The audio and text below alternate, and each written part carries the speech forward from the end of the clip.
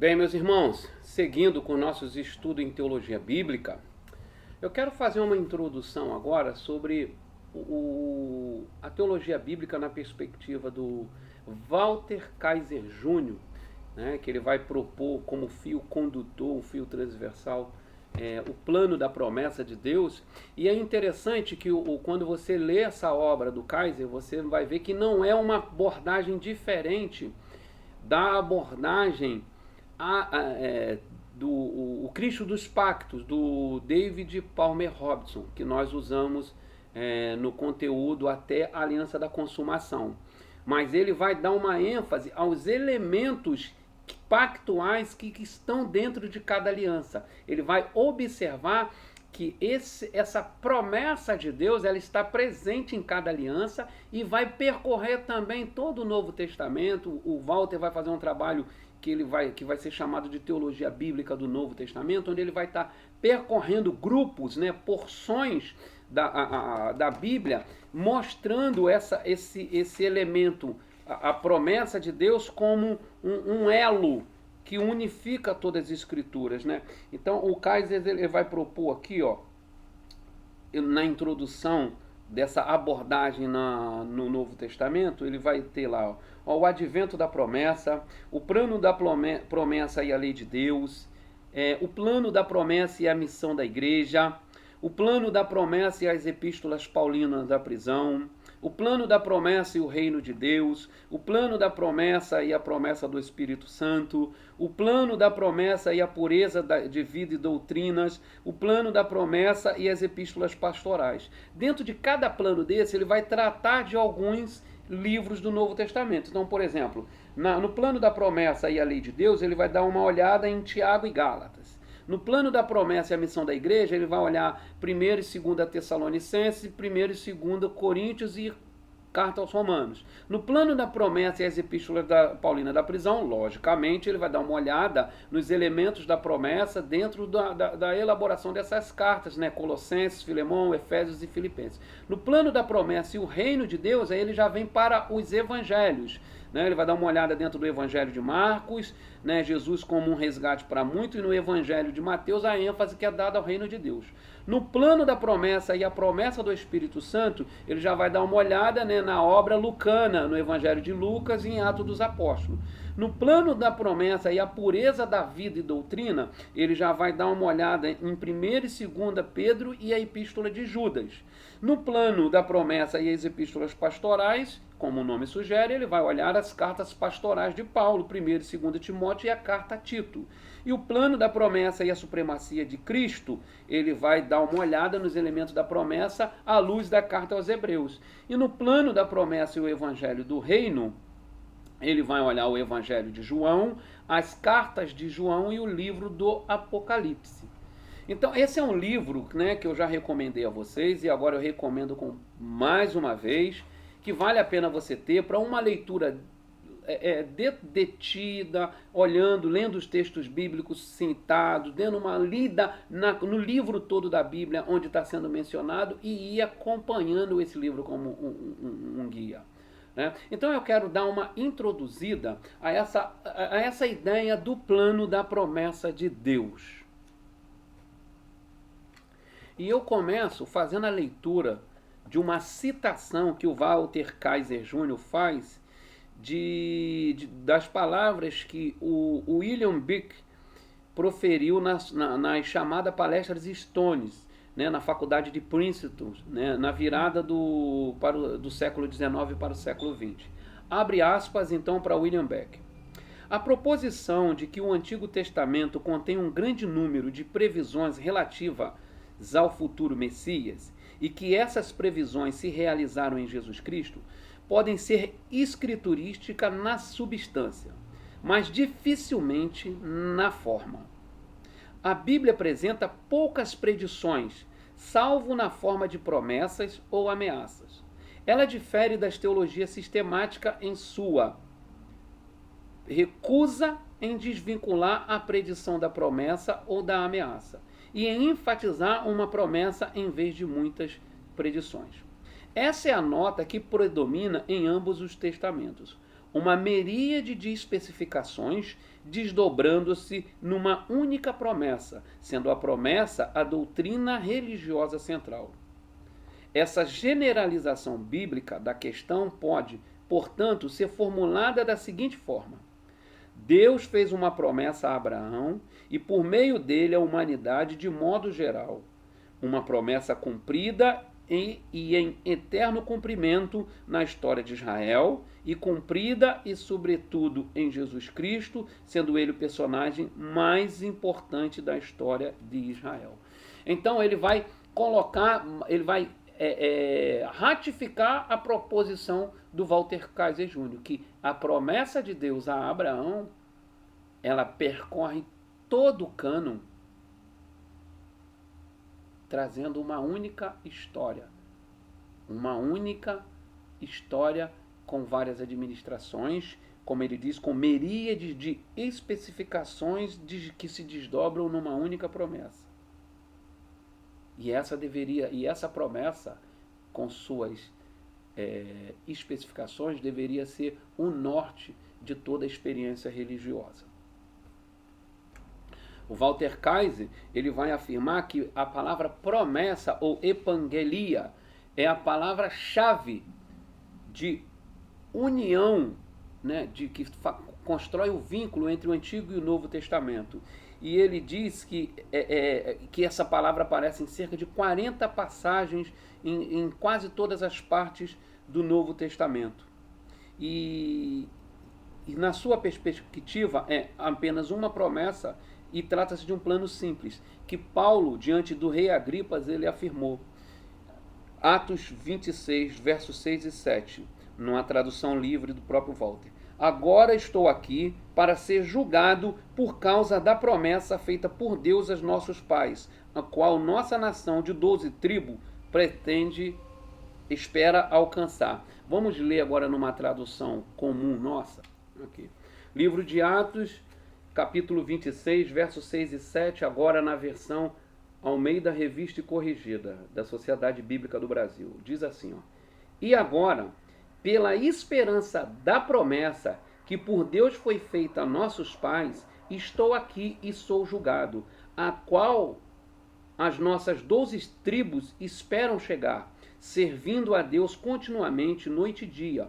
Por essa esperança, ó rei Agripa, eu sou acusado pelos judeus. O que Paulo está dizendo aqui é muito interessante, porque o que ele está dizendo para Agripas e o que eu estou pregando desde que começaram a me perseguir, o que eu tenho pregado, o que eu perseguia, é aquela esperança que todos nós continuamos ainda hoje esperando e almejamos alcançar. Então o que Paulo diz é que o evangelho que eu prego é aquele evangelho que foi entregue a Abraão. É o evangelho que foi entregue aos nossos pais. É isso que eu estou pregando. É por causa dessa esperança que eu fui trazido até a sua presença para ser julgado e condenado. Muito interessante isso, né, meus irmãos? Então, seguindo, vamos dar uma olhadinha nesse plano da promessa de Deus. O plano da promessa de Deus. O plano da promessa de Deus. O plano da promessa de Deus é a palavra declarada por Deus, primeiramente a Eva, e depois ao longo de toda a história, principalmente aos patriarcas e à linhagem de Davi, de que Deus estaria continuamente, por meio de sua pessoa e em seus feitos e obras, em Israel e através de Israel, e mais tarde na igreja, realizando seu plano redentor como meio de manter aquela palavra prometida viva para Israel e dessa forma para todos os que viessem a crer subsequentemente. Todos os que pertenciam àquela semente da promessa foram chamados a ser luz de todas as nações, para que todas as famílias da terra chegassem à fé e à nova vida pelo Messias. O Kaiser, na introdução do plano da promessa de Deus, ele vai mais longe. Ele diz que essa promessa que começa a ganhar contornos de universalização em Abraão, ela já está de forma embrionária quando o Senhor anuncia a Eva, a serpente e ao homem a palavra de juízo e o anúncio da salvação, do início do plano redentor e de como se daria o desfecho desse, né? Como Deus diz lá, ele daria à mulher um filho e esse filho pisaria a cabeça da serpente. No final das contas, ela feriria o seu calcanhar e ele lhe esmagaria a cabeça. Então ele dá o início e o desfecho da história. Então o Walter vai colocar que essa promessa, ela está lá em Gênesis 3,15. Ela ganha contornos de universalidade ou universalização em Gênesis 12. Mas ela estava lá.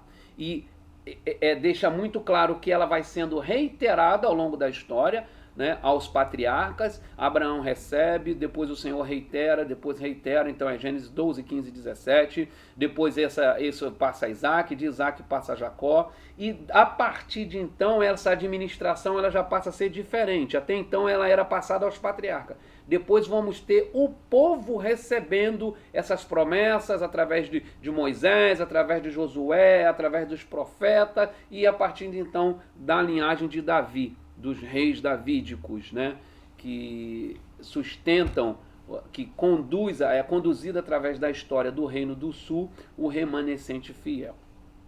E essa promessa continua sendo realizada por meio da pessoa de Deus em seus feitos e obras, tanto aconteceu em Israel, através de Israel, e acontece hoje através da igreja.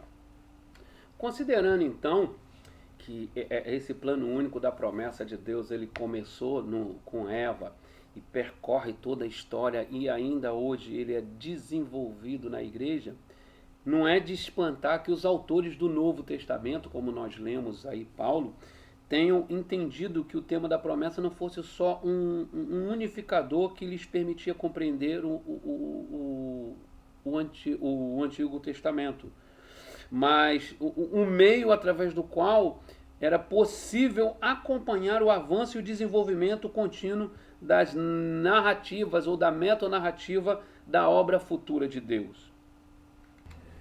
Então, o Walter Kaiser Jr., ele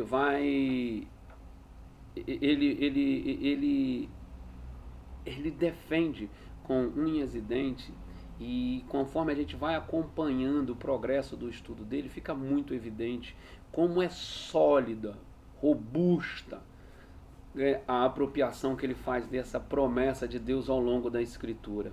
E o Walter vai nos apresentar 10 características do plano da promessa de Deus.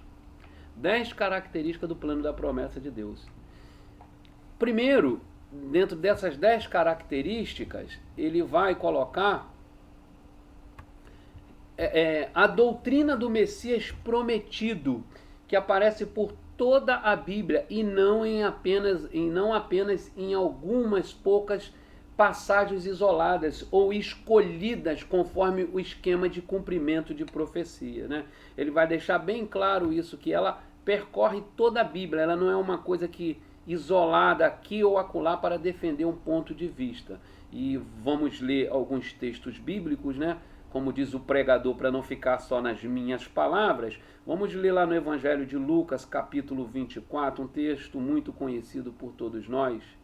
No verso 17, primeiro, verso 17. Aliás, verso 25. Não sei porque eu estou com aquele verso 17 lá. É verso 27, na verdade, né? Depois eu vou alterar. Deixa eu alterar logo, senão eu vou esquecer. É verso 27, na verdade. Eu botei 17. Deixa eu corrigir. Isso, a gente corrige logo. E já fica bonito. Pronto. Né? Senão depois diz que vai voltar e não volta. Verso 25 diz assim, ó: Então lhe disse Jesus: Ó tolos, que demorais a crer no coração em tudo que os profetas disseram. Acaso Cristo não tinha de sofrer essas coisas e entrar na sua glória? E começando por Moisés e todos os profetas, explicou-lhes o que constava a seu respeito em todas as Escrituras. Lembrando que a divisão do cânon hebraico é diferente. Então, os que nós chamamos de de livros históricos, muitos deles são contados como poéticos.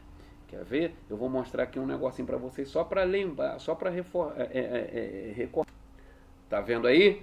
A disposição dos livros do Antigo Testamento na Bíblia hebraica. Então, a ideia, quando o texto ali fala, né, e de Moisés e todos os profetas, na verdade ele está dando uma ideia de a Bíblia toda, né, toda o cano hebraico. Mas só para a gente ter em mente, quando fala Moisés, está falando ali do Pentateuco. E os profetas, não está incluído ali entre profetas, Juízes, Josué, Samuel, Reis e os profetas que nós conhecemos. Tá? Então é importante ter isso em mente. Então, voltando à nossa leitura, e começando por Moisés e todos os profetas, explicou-lhes o que constava a seu respeito em todas as Escrituras. Então, em todas as Escrituras. Lembrando que o autor lucano, né, do livro de Lucas, do Evangelho de Lucas, ele está olhando para as Escrituras do Antigo Testamento, ou o que nós chamamos hoje de a Bíblia hebraica, o que é um erro, porque não existe uma Bíblia hebraica, existe uma Bíblia, né, que é a união do Antigo Testamento com o Novo Testamento, né, que já estão unidos na sua concepção original, que é a inspiração divina de uma única história, uma única narrativa. Né? Então,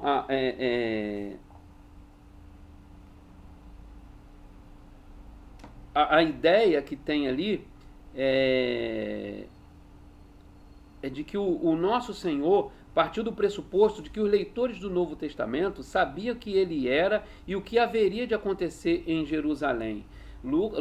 Jesus parte do pressuposto de que aqueles judeus, aqueles que aguardavam pela sua vinda, deveriam não só aguardar, mas saber de tudo aquilo que estava previsto para a sua trajetória. Ele fala no outro momento, né, que é no verso 44, fala: são estas as palavras que vos faleis estando ainda convosco. Era necessário que se cumprisse tudo que estava escrito sobre mim na lei de Moisés, nos profetas e nos salmos. Sempre, né, a ideia de totalidade. Em todo o cânon, a ideia de que em todo o cânon, né, anuncia, né, a doutrina do Messias.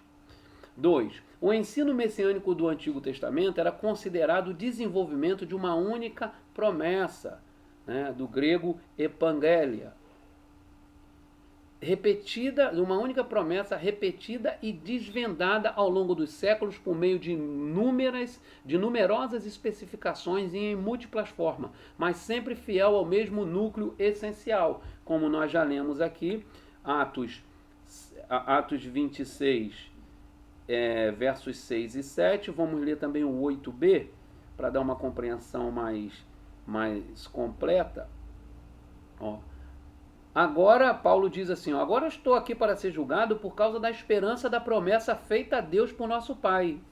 As nossas 12 tribos esperam alcançar essa promessa, servindo a Deus com fervor noite e dia. É por causa dessa esperança, dessa promessa, que, ó rei, que eu estou sendo acusado. Por que se considera inacreditável entre vós que Deus ressuscite mortos?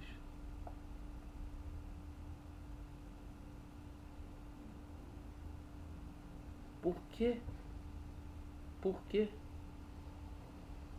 Por que inacreditável isso? Que Deus, que prometeu, que vem cumprindo, que vem fazendo, ressuscite mortos. É muito interessante que a gente trabalha com todas essas dúvidas também, né? É interessante que esse apelo de Paulo ao rei Agripas, ele não se baseia em citações aqui e dali, em pontas soltas, em fragmentos, né? Mas ele vai se deter nesse centro. Nos 3 versículos, está lá a palavra promessa. Aliás, nos 2 versículos, 6 e 7, a palavra promessa, uma vez traduzida por esperança. Mas promessa, uma promessa específica, como aí o Walter Kaiser vai dizer aqui, o apelo de Paulo a rei Agripa não se baseia em predições diversas espalhadas pela Escritura, mas na promessa, isto é, em uma promessa específica, conforme permite vislumbrar o artigo definido a promessa. O artigo definido a antes da palavra promessa, que aparece aqui contraído com a proposição em, feita por Deus, a promessa feita por Deus há muito tempo aos ancestrais da nação. E na promessa, tá? O artigo definido a, contraído com a preposição em, vai dar na. Em, a, na. Beleza? O Bert diz, ele não se refere ao assunto do que está tratando como predição, e sim como promessa. Não promessas, mas promessa. Não uma promessa, mas a promessa. A palavra está no singular e tem um sentido definido. Então é claro que Paulo estava falando de algo muito específico. Terceiro ponto, das 10 características, os escritores do Novo Testamento igualam essa promessa única e específica à promessa feita a Abraão, quando Deus lhe disse que saísse de Ur dos Caldeus. Vamos ler então aqui, Hebreus 6, vamos ler Hebreus 6, 13 e 14. Tem muitas referências para vocês lerem depois, mas vamos ler aqui Hebreus 6, 13 e 14. O que diz aqui o texto? Quando Deus fez a promessa a Abraão, jurou por si mesmo, visto não ter outro maior por quem jurar, e disse, por certo te abençoarei e te multiplicarei grandemente. Está aí os elementos da promessa. E a gente vai verificar isso sendo repetido ao longo, né, do Novo Testamento também. Embora os escritores do Novo Testamento falem por vezes de promessas, usando o plural da palavra, a forma como fazem não fragiliza a tese de uma única promessa. Isso é muito importante. Muito importante.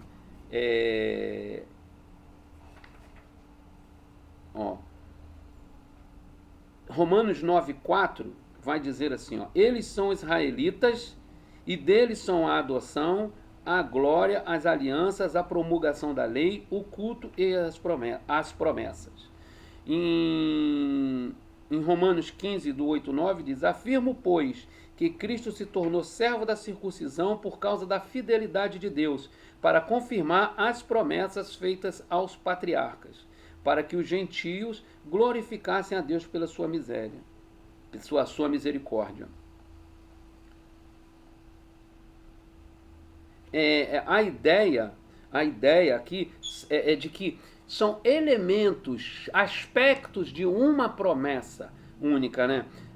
Naqueles raro em que os autores do Novo Testamento recorrem à promessa, eles fazem com o propósito de indicar que a promessa única comporta especificações diversas, né? A tendência contemporânea à diversidade das escrituras querem trazer também, trazer a ideia de as promessas, mas não, é uma promessa, e serve a ideia de multiplicar isso, é mais uma influência da pós-modernidade do que o espírito presente nas escrituras.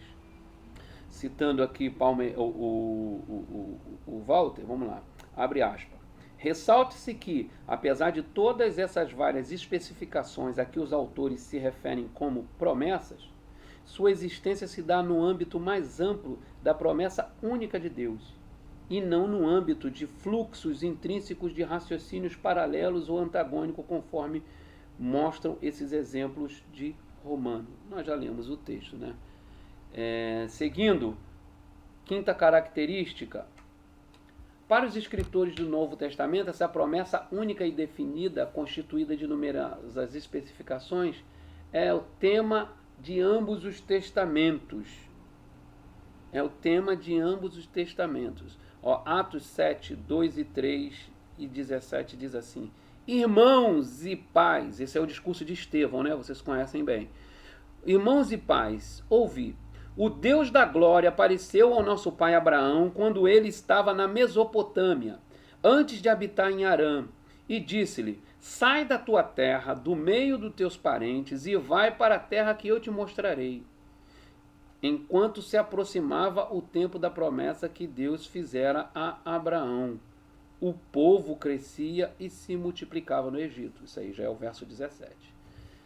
Então, é sempre a ideia de uma promessa única, Sexta característica, a promessa feita a Abraão é tratada como evento parcialmente cumprido nos acontecimentos do Êxodo, e evento ainda se cumprir integralmente no futuro. O verso Atos 7,17 deixa muito claro, ó, fez essa promessa, enquanto se aproximava o tempo da promessa que Deus fizera a Abraão, o povo crescia e se multiplicava no Egito. Então a ideia de um crescimento contínuo, de algo que prosseguiria, de algo que iria adiante, de que mais uma etapa se cumpriria em outro estágio da revelação. Vamos ler aqui Atos 13, para ver o que nos traz de clareza esse Atos 13, 22. Olha, depois que tirou-lhe Saul, deu-lhes Davi como rei, do qual também testemunhou, dizendo: achei Davi,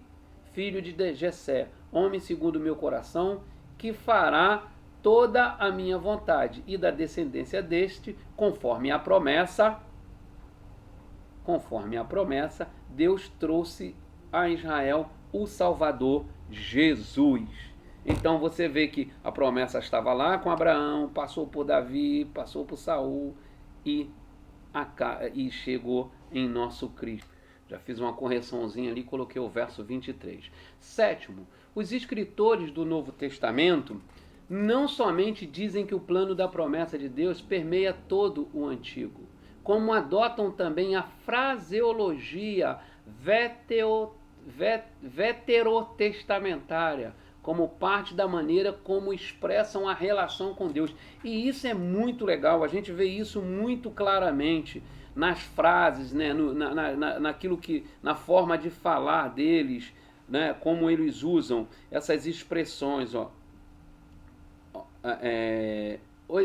Eles usam expressões nos textos como o dia do Senhor, os últimos dias, o servo do Senhor, meu filho, meu primogênito, meu mensageiro, meu santo, o reino de Deus e o Messias.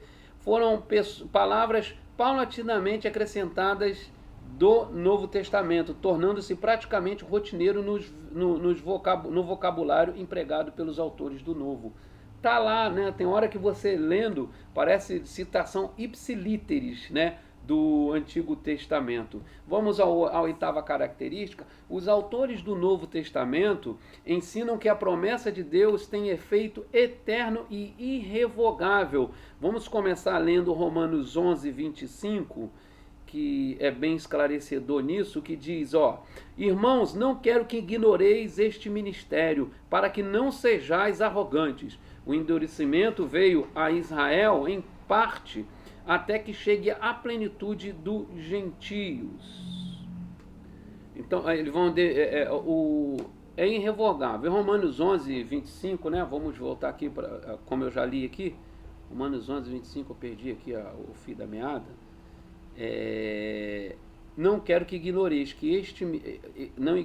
este mistério, para que não sejam arrogantes. O endurecimento veio em parte sobre Israel, até que chegue à plenitude dos gentios. O que o texto ali vai estar dizendo é que veio em parte, ou seja, não é total, e tem um prazo de validade, até que chegue à plenitude dos gentios. A ideia que tem aqui, que o Walter vai dizer, não obstante o endurecimento que veio em parte sobre Israel, ainda assim os dons e o chamado de Deus são irrevogáveis, como diz em Romanos 1, 29, não é isso?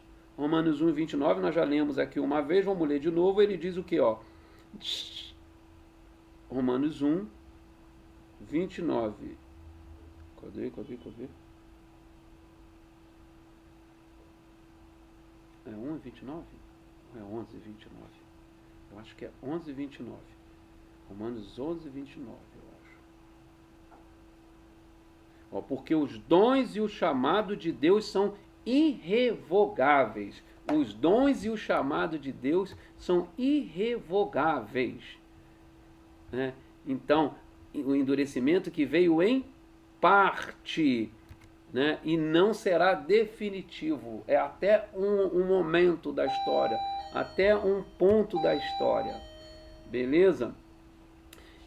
Aí tem vários textos, né, que nós não vamos ler todos, vamos ler só aqui, ó, o Gálatas 3, 15 e 18, ele é muito importante para nos ajudar nesse sentido. Irmãos, eu vos falarei em termos humanos. Embora feito por homem, ninguém anula um testamento já validado, nem lhe acrescenta coisa alguma. Assim, as promessas foram feitas a Abraão e a seu descendente. A Escritura não diz, e a teus descendentes, como se falasse de muitos, mas como quem se refere a um só, e a teu descendente, que é Cristo. E eu afirmo, a lei que veio 430 anos mais tarde não anula o testamento antes validado por Deus, cancelando a promessa. Pois se a herança provém da lei, já não provém mais da promessa, mas foi pela promessa que Deus a concedeu gratuitamente a Abraão. Cara, isso é sensacional, porque você veja bem, uma das coisas que é muito falada, e ontem eu ouvi isso de novo numa pregação, isso me causa estranheza, me causa agonia, na verdade, é que a graça anula a lei. E o que está dizendo aqui o texto de Paulo aos Gálatas? É que antes da lei, graciosamente a promessa foi entregue a Abraão. Chupa essa manga.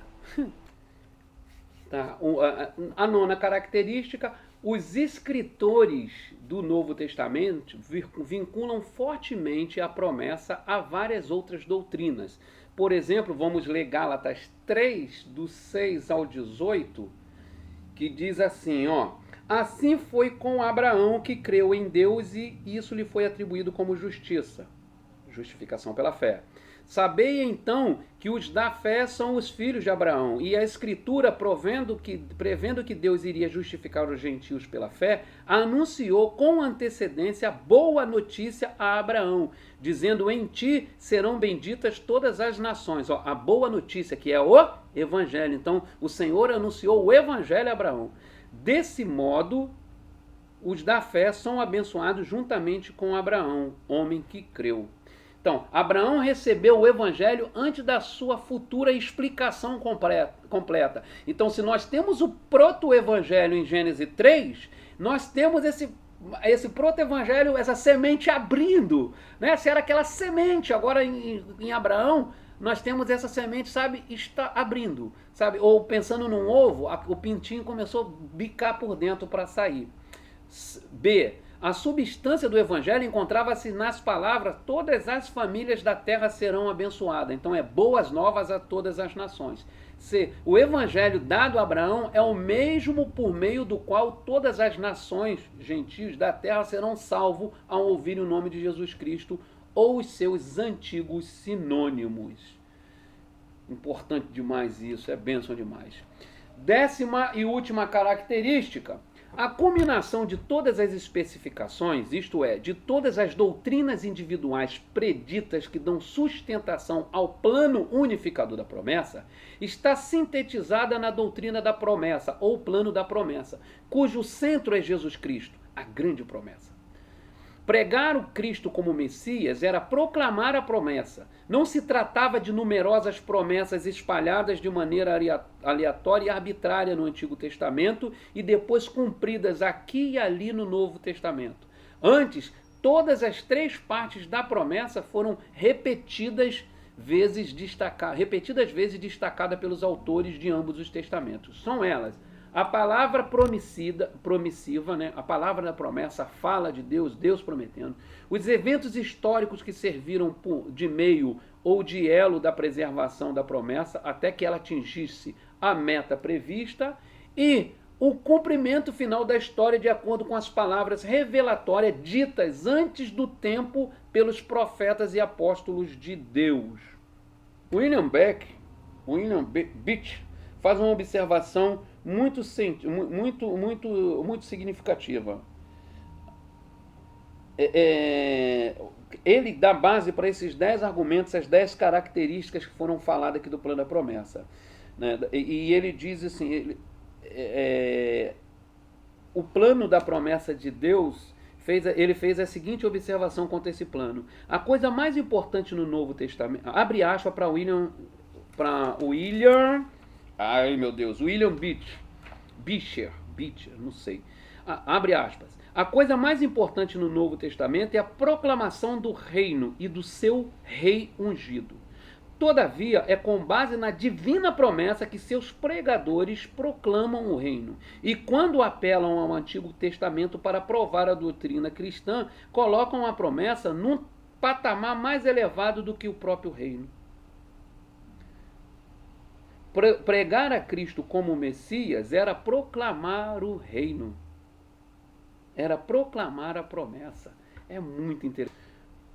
Por fim, abrindo aspas mais uma vez para o Walter Kaiser Jr., ele diz, essas 10 características destacadas mostram que a palavra promessa, conforme usada na Bíblia, não tem o mesmo significado do termo que aparece na escola de pensamento promessa-cumprimento.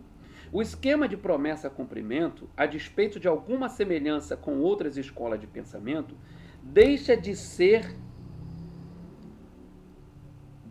fazer uma das principais distinções entre o seu ponto de vista e o ponto de vista do plano da promessa de Deus.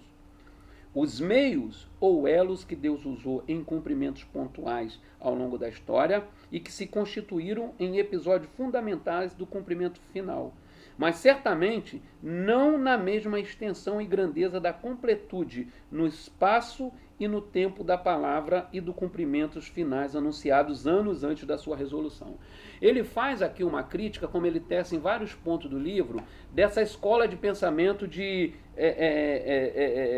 do esquema promessa e cumprimento, que vai se ater a aqui prometeu, aqui cumpriu, aqui prometeu, aqui cumpriu. E a perspectiva com que o Kaiser desenvolve a teologia da promessa, ele vê elos e meios de cumprimentos que pavimentam o caminho para o grande finale, né? O desfecho, né? Para o encerrar das cortinas. E quando você trabalha de maneira reducionista com essa relação promessa-cumprimento, é como se você encerrasse, fechasse a cortina a cada ato, né? Semelhante a uma peça de teatro que, se você não estiver muito atento, você perde o elemento de continuidade, que é a proposta evangélica dele, né, de promessa. A promessa como um tema unificador. Beleza, meus irmãos? Então, essa aqui é uma introdução que a gente fez, destacando algumas coisas do plano da promessa de Deus. Próximo vídeo nós vamos estar falando sobre as pontes unificadoras, as pontes que fazem esse elo, né, esse elo da promessa de Deus do antigo com o novo, as pontes que unificam essa aliança, esse vínculo, e da ideia que nos faz perceber com clareza a continuidade entre o Antigo e o Novo Testamento. Deus nos abençoe em Cristo.